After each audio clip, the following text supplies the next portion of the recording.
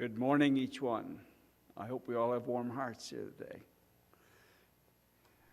Let's bow our heads in prayer as we begin our lesson study today. I want to welcome each one also that's coming in on Zoom. It's a cool day out there, and I know some of you will be joining us online, so we're grateful that you joined us, plus those that are here in the sanctuary. Loving Father, how good it is to come into your presence in thought, to worship you, to study these delightful, insightful lessons that have been prepared for us, that have been put together in such a way that they're very helpful in practical living. In Jesus' name, amen. So I want to start with a special welcome to Larry and Bridget. Larry, we've heard some good news on your checkup this week, and that's great, but also want to bring you greetings from Barry and Sandy Benton from Tennessee. We were there with them last Sabbath visiting our daughter, and they said, make sure you take a greetings back. So greetings to you from them. Our lesson is entitled Planning for Success, and I'm just really encouraged by the thoughtful insights that we have in our lesson this week, and hopefully together we can bring these out. If you look at life is like a journey that normally goes through 4 stages. You have your home life growing up, and that's usually up to about 18. Then you have your training years for your career, and that's usually between the late teens, early 20s, up to the early 30s, depending on what type of career that you're in. So different than the olden days where training was part of mentoring from the father to the son or the mother to the daughter. Today, it's usually training in one of the trades or at one of the universities. So you have your home life up to 18. You have approximately, that's high school. Then you have your training years, usually early 20s into early 30s. That's getting qualified to do the job that you select you want to work at. You have your working years, usually from that time up to 65 to 70, approximately 35 to 40 years. So different than today than in the past. It used to be that you would start a job and you stay there 40, 50 years. And I can remember different people saying they're working for their 50s so they can get a gold watch.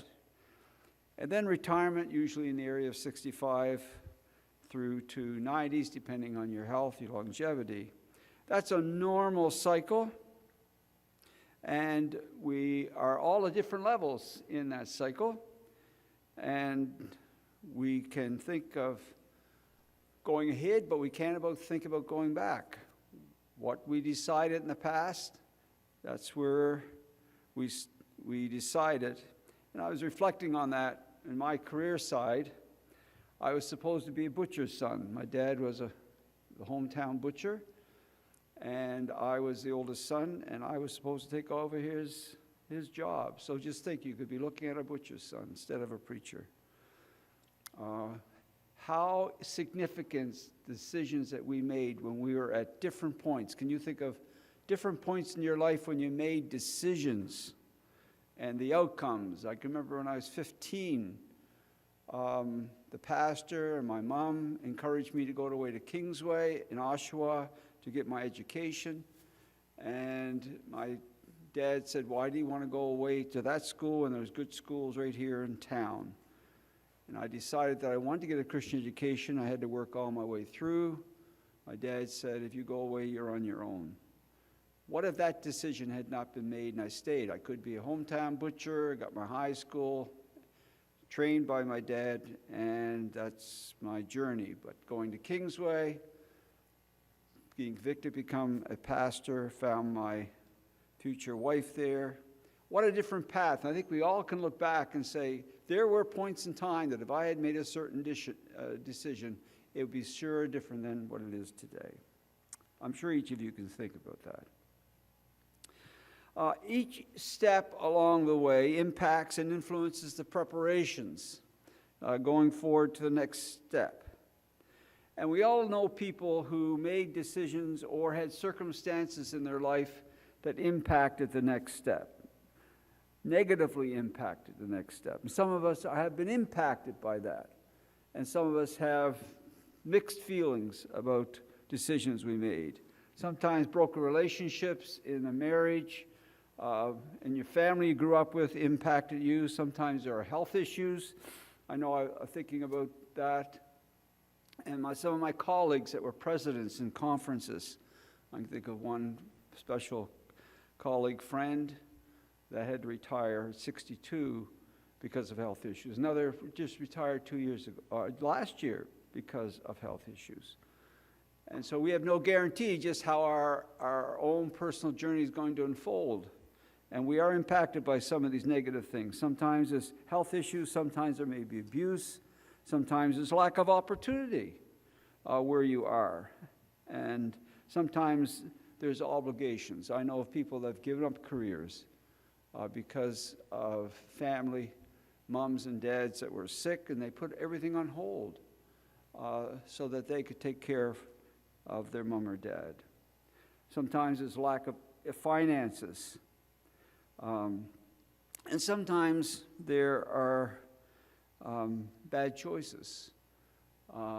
It used to be in the time we were growing up that if a girl got pregnant, she immediately dropped out of school and got married. Now I can visualize that happening to someone. So it changed the whole perspective of what it would be for their future. We also know of individuals who succeeded against the odds. They overcame their circumstances, and they turned their lives into productive, successful years.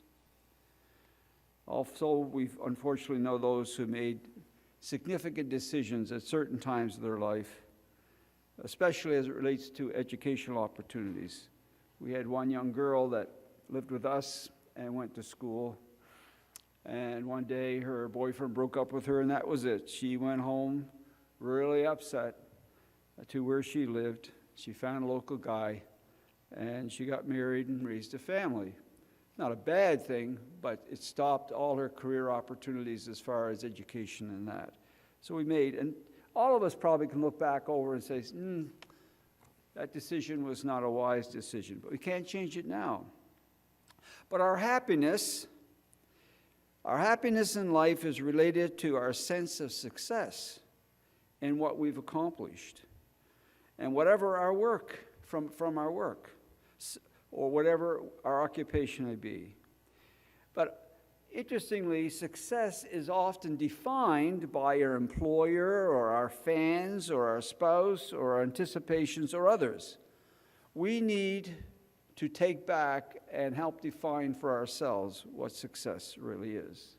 You'll notice the title of this lesson this week is Planning for Success. And the title would suggest that success is influenced by our planning. And that's interesting because we usually think success is the outcomes. We never generally think that success is really the planning, and it's not just the outcome. Success is how well you plan and how well you progress. And so that leads to an important question. If you never reach the ultimate goal, do you really, or can you really, say your life was successful? And I'm thinking of one character in the Bible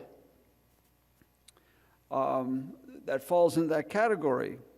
So I asked the question, true or false? Success is always determined by the outcomes, true or false? Do the outcomes determine our success? Or can we look at success at each stage of our journey? And of course, the person I'm thinking of in the Bible that I think that story applies to is John the Baptist. Do you think John the Baptist had a successful life? Do you think that he saw his life as successful? Well, we know his disciples had a struggle in that because they felt that he should not be in the prison and ultimately be killed by Herod. But this is what Jesus says about John the Baptist. Assuredly, I say to you, among those born of women, there has not risen one greater than John the Baptist. So did Jesus feel that John the Baptist was successful? Yes, very successful. But if you look at the outcome of his life, dying by being in a prison and beheaded, most of us would say, oh no, he ended up not having success. But success was not seen through the general eyes of the public. Success is seen through the eyes of Jesus. If you met your responsibility that God has for your life, and you were faithful, being faithful makes a success for you. And then you have the story of Joseph, and it's interesting what Joseph says in Genesis 45:5. When Joseph was talking to his boys, to his brothers, about his life, and he says, but now do not therefore be grieved or angry with yourselves because of what they had done. They had betrayed him and sold him into slavery, right? So he says, don't be angry with yourselves because you said you sold me here, for God sent me before you to preserve life. So what was success as he went through being betrayed by his brothers and sold into slavery, being tempted by Potiphar's wife, ended up being in prison unjustly. Yet he says, God preserved me. So did God have that as part of his plan or overruled it? And so maybe you can look at some of the hard times that you've gone through and you say, I don't know if I really have had success. But look at success in your life through the eyes of God. So from these two illustrations, you can see that faithfulness and what is at hand for you to do determines success. So I'm going to ask my first question, and Christopher, you'd be ready for that mic. We got some good students here today.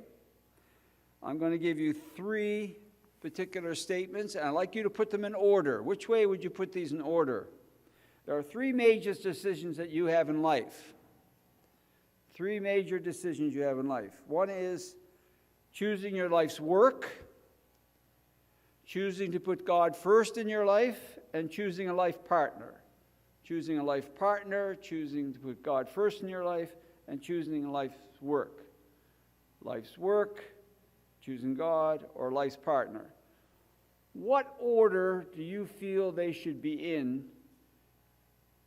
to contribute to a successful life? Anyone like to make a stab at that? Life's work, life's partner, choosing God. What order, what would you put first? What would you put first? Just shout it out. Anyone? Which one is priority? What does the Bible say in Matthew 6:33? Seek ye first, right? Seek ye first the kingdom of God and his righteousness, and all these things will be added to you. So putting God first has a significant point of reference for you in making all your other decisions. When you put God first. What's the second one? Do you choose your life career first, or do you choose your spouse first? Life career or a spouse? Which would you put first? Thought I heard it. Put a career first. Why would you put a career first? And I believe that's right. Why would you put a career first before a spouse? Well, what if you marry someone first and you decide a career that they are totally uncomfortable with? Is it not better to choose a career and then the spouse that you find in life should feel comfortable with your career? Otherwise, you're in opposition all the time. What if you got married and very happily married, and then you decide you're going to be a mountain climber, and she hates heights? Would there be some conflict? Yeah, whatever your career is, influences the type of person that you want. So, choosing God first, your career second, and then the life's partner. That is the normal way for things to generally go smoothly. It's not absolutely necessary. The other way can work out, but it may be a little difficult to work out. Because some people make a choice of careers. They change their careers. And in today's modern environment, most people don't stay at their job for 40 years. They change basically every 5 or 6 years. But you should have a general feeling of the direction of the person. All right, let's go on here. On Sunday's lesson, let's go into Sunday's lesson. First things first. Ecclesiastes 12:1 says, "Remember now your Creator in the days of your youth." And that's putting God first as a young person. Why would that be important? It says, make that decision to love God first before the difficult days come. And so I ask myself, well, what type of difficult days are you looking at? Choose God first when you're in the young people before difficult days come. Well, what kind of difficult days are we talking? And then it goes on probably to unpack that, and it says, the years draw near when you say, I have no pleasure in them. And that raises a very interesting question.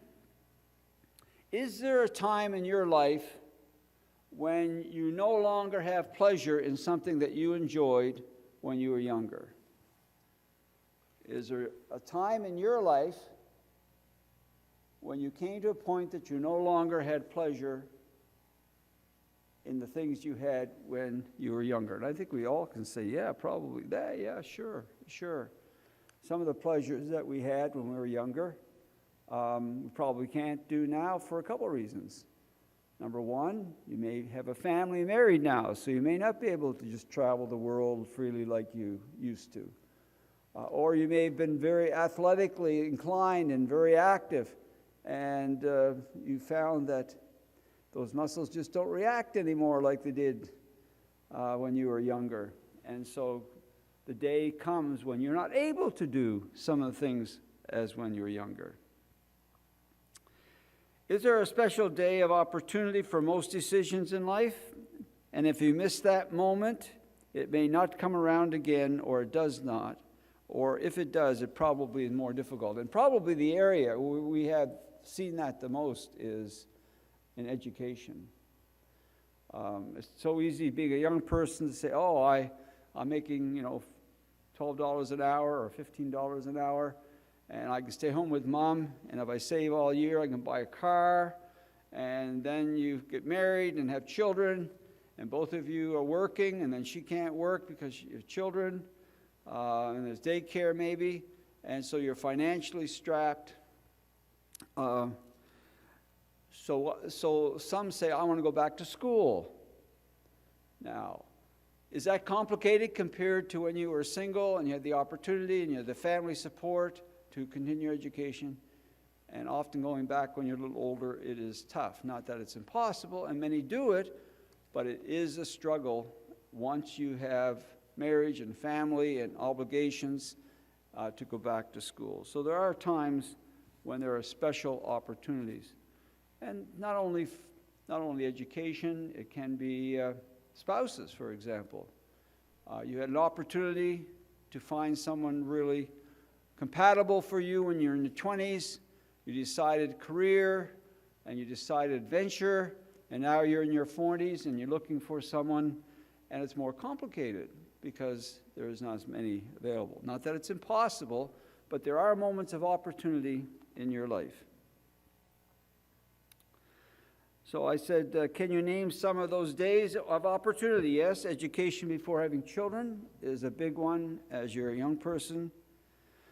Intense physical activity before physical conditioning is harder.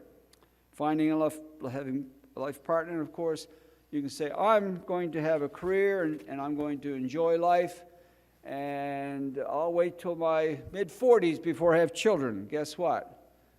It's a good chance if you wait till you're in your 40s that that's not going to happen. This wouldn't be Sir Ed, would it? Back from Australia. Did you bring all the warmth with you, Ed? Welcome home. Just really great to see you, Ed. Yeah, good to see you. And so Ecclesiastes says, 12:1, remember now your Creator in the days of your youth, before the difficult days come. After the years draw near, when you will say, I have no pleasure in them. Okay, so I'm going to ask you a question about Jacob. You remember the story of Jacob? He leaves home. He comes up to Laban. Laban says, hey, you're here with me for a month now. Let me give you a job. What would what would your wages like to be? And he says, I'll work for you for 7 years for what? I'll give you 7 years if you do what for me? What did Laban have that Jacob wanted? He had a daughter. You know what guys will do to get a pretty daughter? He says, I'll work for you for 7 years for your daughter. Let me ask you, did he have a happy 7 years working? Was it a joyful, successful journey towards the outcome? It was a journey. It says that he didn't even think it was a difficult time as he enjoyed the anticipation of marriage. When he arrived at 7 years, was he happy with the outcome? Was Jacob happy with the outcome? I'm afraid not. Why? Because Laban switched girls. And instead of Rachel, it was Leah. And so that gives you a perspective that sometimes you can have a successful journey and you're planning right, and you have the right, everything's in place, but the outcome and anticipation may not be all that you were hoping it to be. And that probably relates to other issues of life. Think about retirement. How many people have you heard is, well, we're going to work hard and we're going to save a lot of money, and once we retire, we will travel the world and we will go and buy a condominium in Florida, and we'll spend the winters down there. I can think of one family, when I was in my journey, they got to retirement and they actually bought a motel, a number of homes in Florida as their investment for retirement. And guess what? He dies. So now she's by herself. And what's the possibility of her going down and enjoying that by herself? I can think of another leader in Canada. They planned for the retirement, had some real nice objectives, nothing wrong with that. And they bought a country home out in the wilderness and just their ideal location to enjoy. And guess what? Their health issues broke and they had to be near a hospital. So even though it's important to plan and think and dream, just remember it doesn't always turn out that way. So if you put all your successful joys and happiness in anticipation and not enjoy life as you go through it, you may end up with disappointments. So a philosophy in life is enjoy it to the full as you go through it. You have no guarantees of what's coming down the line. So enjoy it as you go through it. All right, let's go down to, I got a question here.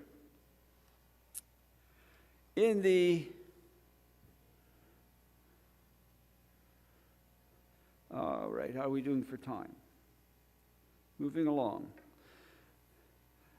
Each of us in each stage have learned certain things. I'm going back to the home stage to talk about that for a moment. When you think about the home environment that you grew up in, say from birth until about 18, high school, did you learn some things that impacted you for the rest of your life? Either negative or positive. Things you can say, okay, that I really think is important and I want to include that in my life. Or, hey, I saw that and I saw what it can do and I saw the choices that were made and I don't want to do that in my life. And so it's a benefit the negative and the positive that you saw and experienced in your life. Can you think of one thing that you are impacted by today and are making decisions based upon something that you observed when you were growing up? Anyone want to make a comment on that? Can you think of one thing that impacted you, that you now embrace in your lifestyle because of what happened in your home life? Okay, Ed has a question. My mom and dad, they looked after all of us, the 10 of us, and that's what I appreciate, my mom and dad. And they were the one thing that I hold on to forever. Although they may pass on, but the fact is they're always right by my side. And I love them very much and miss them. And to me, lessons through my life, one of at that age, were from my mom and dad. And they were very good to me. Thank you. Thank you. Great. Thank you very much. Anyone else that want to say something that from their home time that they say, yeah, I got that from home and I include it in my life and I'm happy about that, or hey, I observed this and I don't want to include that in my life. I have a feeling towards that. Anyone else have a thought on that?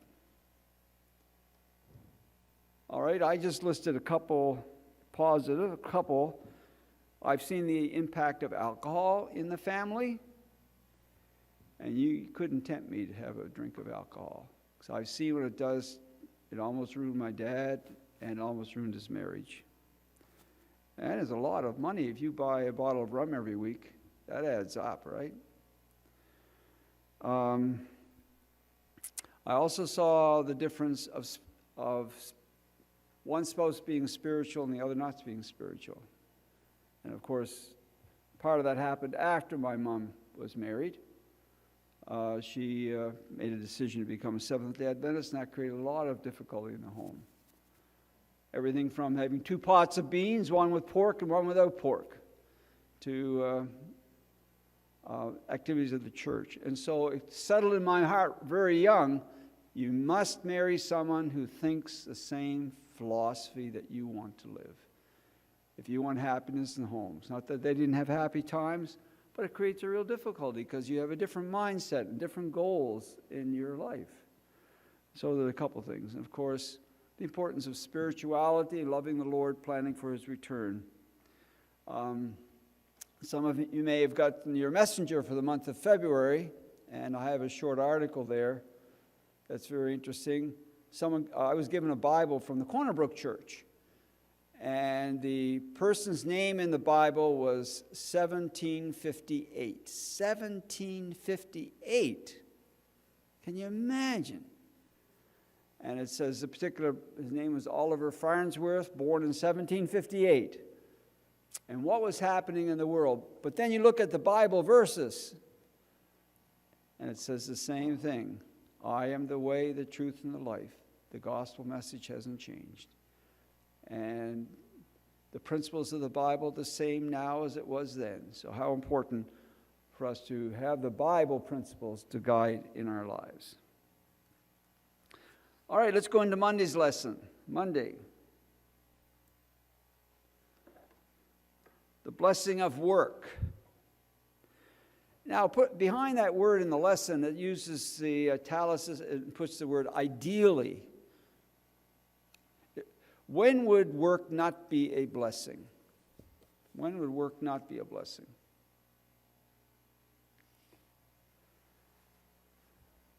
Should the objective of our lives be to get out of work, work less?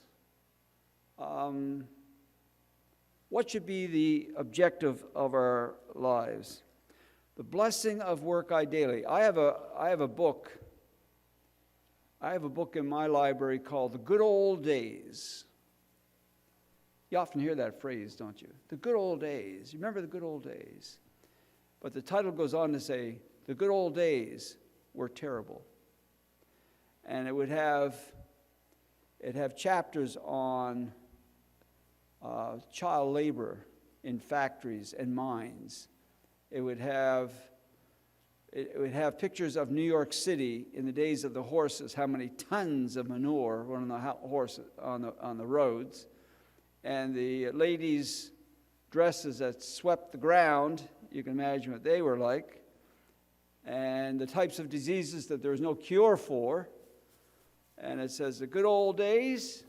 I'm afraid there were some challenges in those days. So work can be a blessing unless what? Unless it's abused. You're taken advantage of. You're not respected.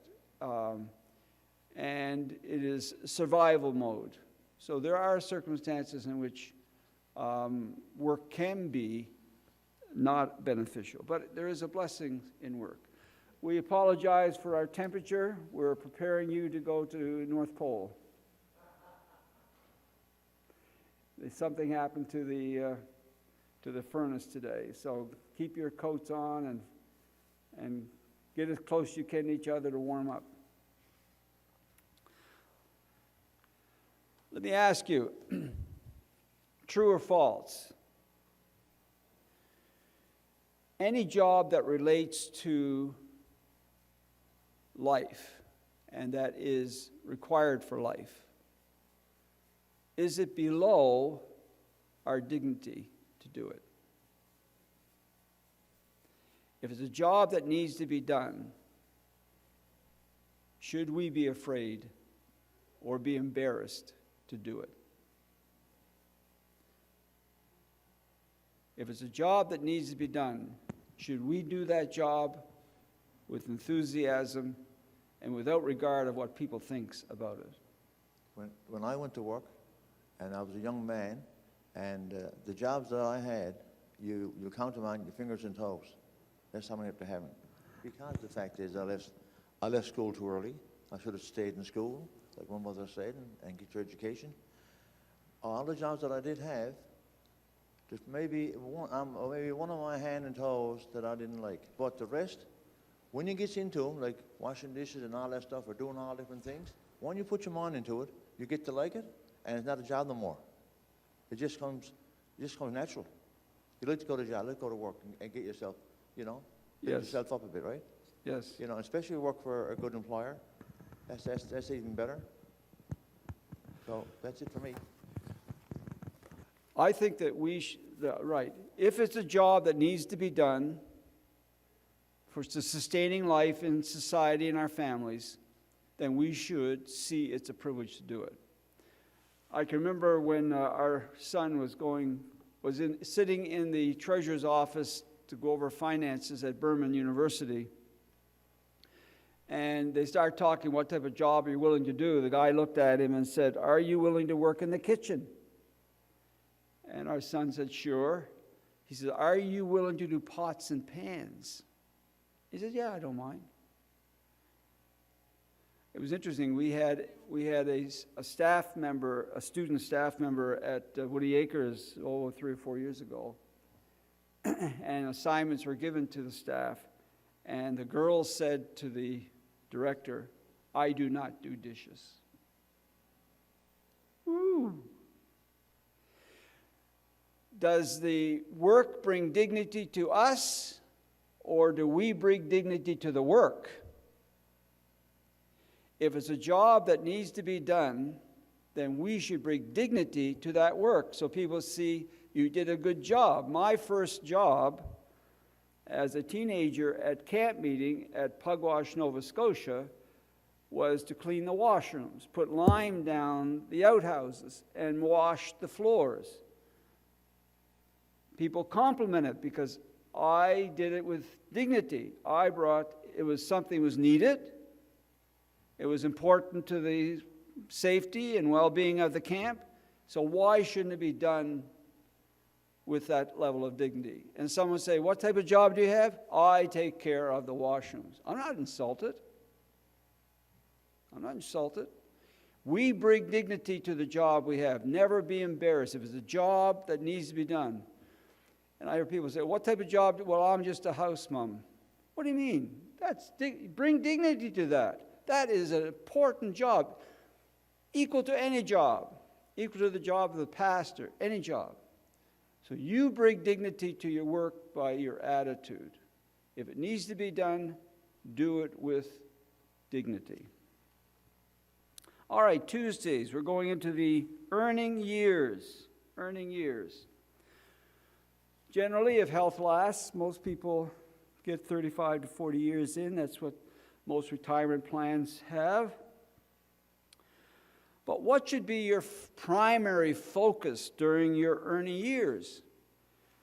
During your earning years, that's the time when you're setting yourself up for life, and there's many demands on your life during your earning years. Primarily for the family, it is you have children, so you have to think about your home, which includes possibly a mortgage. You have to think about the education of your children, which includes investment. You may have the responsibilities of parents upon you. For our family during my earning years, both my mom's side after dad died and then my wife's side, both of her parents moved to live with us because they had come to a time when it was difficult. So often during your earning years, there are responsibilities from family, your education, your home, car. And so you have to be very, very careful during those earning years how you handle your money. And some people say, well, Pastor Ken, how did you plan for retirement during those earning years? I say, well, my retirement money is at Burman University, Andrews University, Southern University. It was in educating kids. That was one of the primary things. That was priority, Christian education, and being in an environment where your kids could find a Christian future partner. So a lot of that is planning. And then once we have gotten our kids through college debt-free, which was our objective, and the objective for our grandchildren as well, then my wife and I looked at each other and we said, hey, I think we can live on one salary now. And so my wife's first heart was in ministry, even though she was a registered nurse. And so she retired at 52 from nursing and focused on working in the church. So what are your priorities? What's important to you? Impacts your earning years. It was interesting, I was looking at one article. It was talking about retirement. And it said, well, the first thing you need to do in order to be ready for retirement, you have to have $2 million in your savings. Well, I just closed the magazine. I said, this particular guru, we're going to have problems with, because no way in that philosophy is going to happen to me, Ed. How about you? You got $2 million in your savings? No, and I'm so glad I haven't. All right.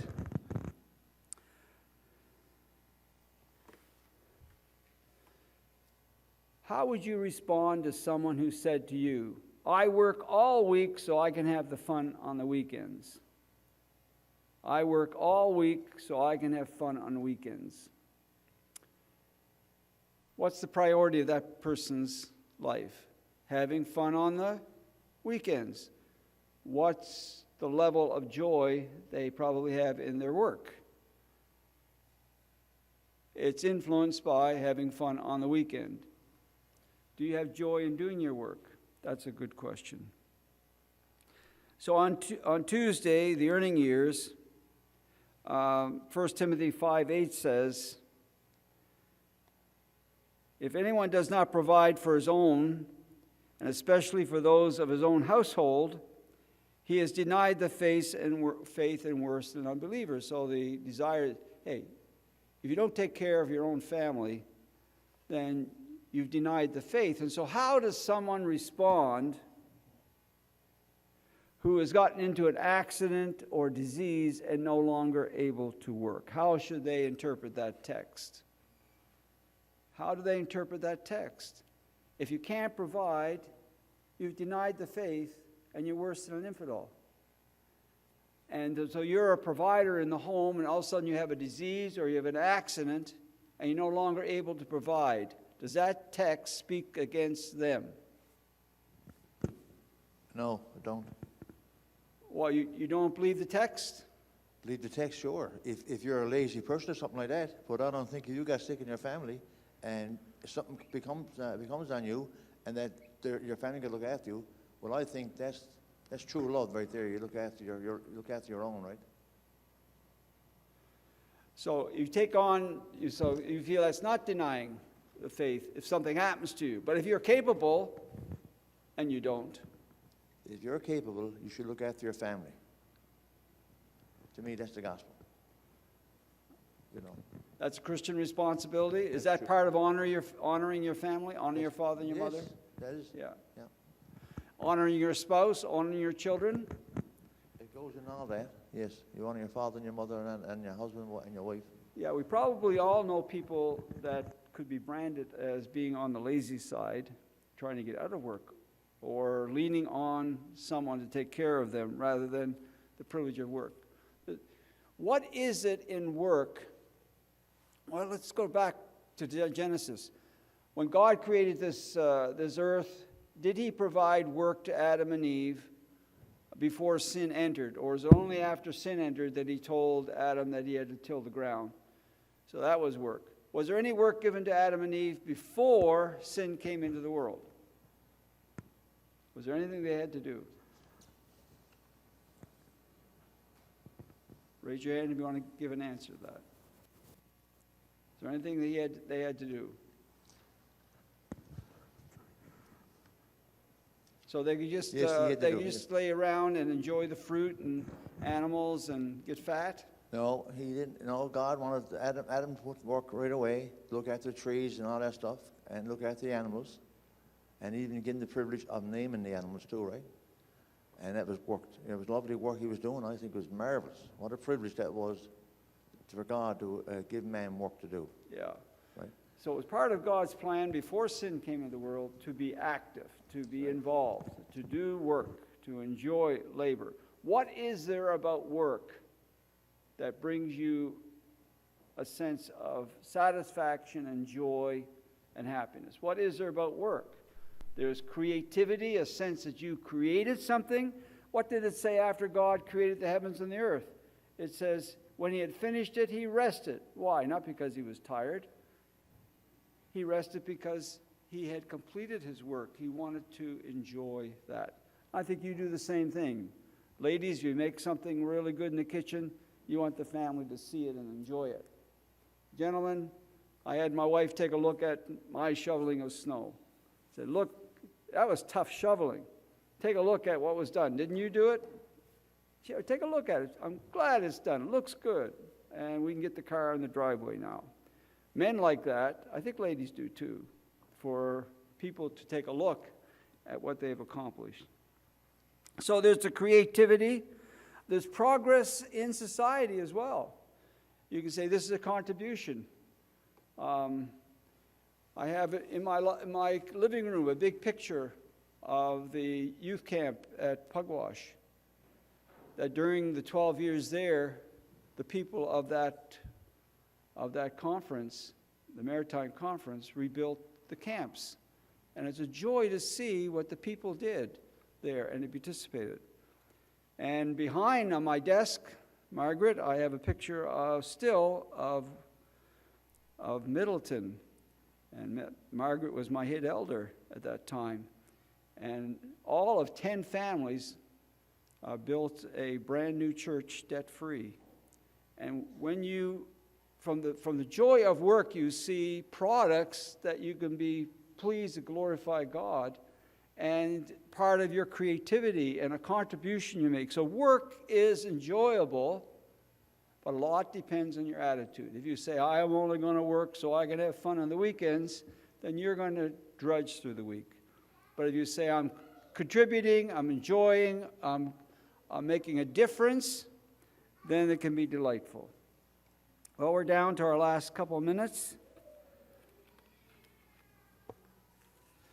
And we want to go to Thursday's lesson.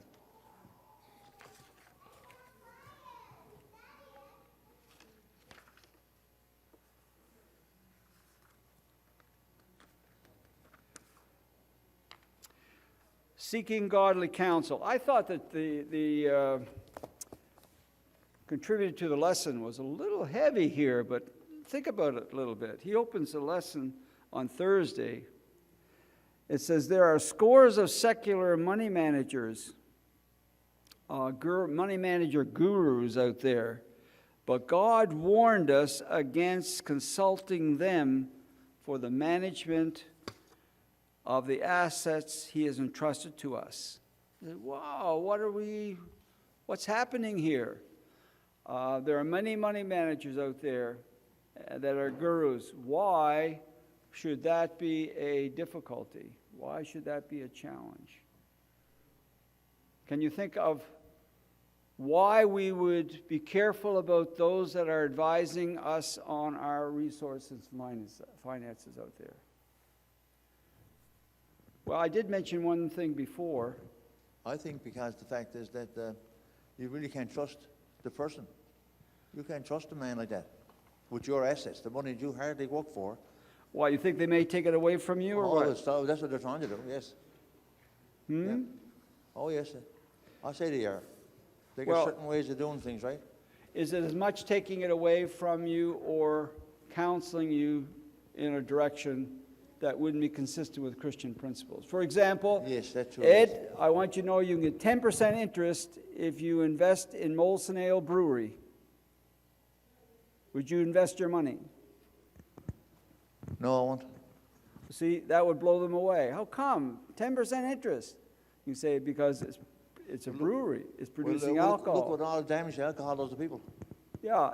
Now, you probably know that the churches has assets and they have to invest it. And we have investors, but there are what they call sin stocks. And we said one of the guidelines for investing in the church is you do not invest in sin stocks, which would include like alcohol and gambling, in military equipment and this kind of thing. All right. So, Psalm, well, let's see, time is, what does the psalmist say? Psalmist says, blessed is he who walketh not in the counsel of the ungodly. You respect them, but the worldly philosophy is not the philosophy of a Christian. And as you plan your present and future, we want to have God's principles guide us in the decisions that we make. Some very practical.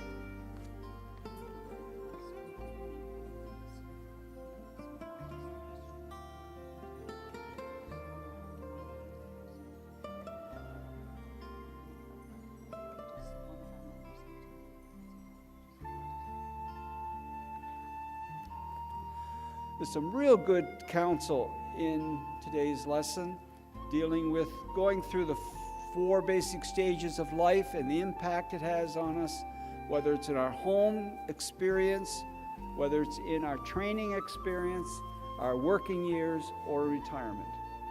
In each of those stages, and looking over the congregation, there are people in each one of those stages here.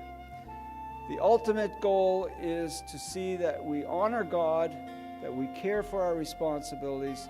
We come to a time that we're not a burden to others, that we want to make a contribution in life with the understanding there can be accidents, there can be a disease, there can be things that happen to us along the way that complicate it. But every step of the way, we need to make those decisions that prepare us for the next step. May the Lord be with each of you as you continue your life's journey. Let's pray together.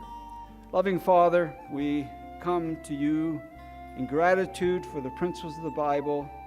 We think of Daniel. It says they checked everything about his lifestyle and his integrity around finances, working for the government, and they could find nothing to accuse him of, only that he served a God they didn't like. So may in our lives, when people look at us, they see that we care. Last night I looked for a little bit at the over 40-some thousand people that were killed in the earthquake. You can't help but say, Lord, I want to make a contribution to ADRA, to get in there and do something to help these people. I'm blessed so much, and there's so much need there in Ukraine and other places that, Lord, help me to see my resources as a trust. And Lord, today we want to present one of our members. Most people don't know here, but one of our members who was here, they're already this morning, had to leave immediately because his mom had a stroke. And so we want to remember this member, that you be with them as they go home, that you be with them as they visit, as they have their concern for the safety and recovery of a loved one. We know that your presence, Lord, brings comfort and peace, and we ask that that will be there by the bedside. Thank you that we could be here. Help the heat to come on soon so we can be more comfortable. We love you very much, Lord. Help us to live in a lifestyle that contributes to others, that has a sense of success and accomplishment for ourselves, and that we are a blessing also for our families. In Jesus' name, amen.